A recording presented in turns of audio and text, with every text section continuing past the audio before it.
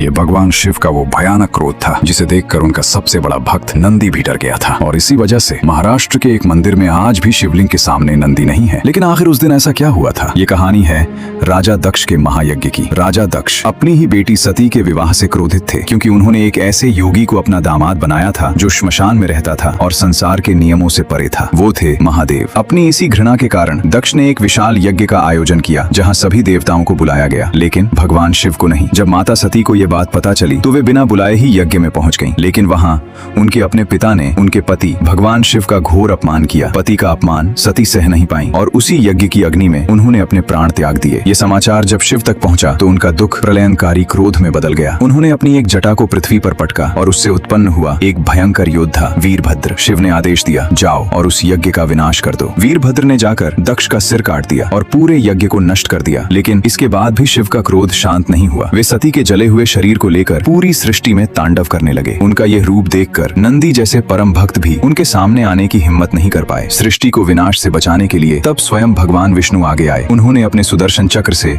सती के शरीर को खंडित किया और शिव को उनके कर्तव्य का स्मरण कराया। तब जाकर शिव का क्रोध शांत हुआ। मान्यता है कि जिस स्थान पर यह दिव्य घटना घटी वहीं आज महाराष्ट्र के कोल्हापुर में स्थित है कोपेश्वर महादेव मंदिर। और यही कारण है कि इस अनोखे मंदिर में शिवलिंग के सामने नंदी नहीं बल्कि स्वयं भगवान विष्णु विराजमान है। अगर आप भी महादेव के भक्त हैं तो कमेंट में जरूर लिखें हर हर महादेव।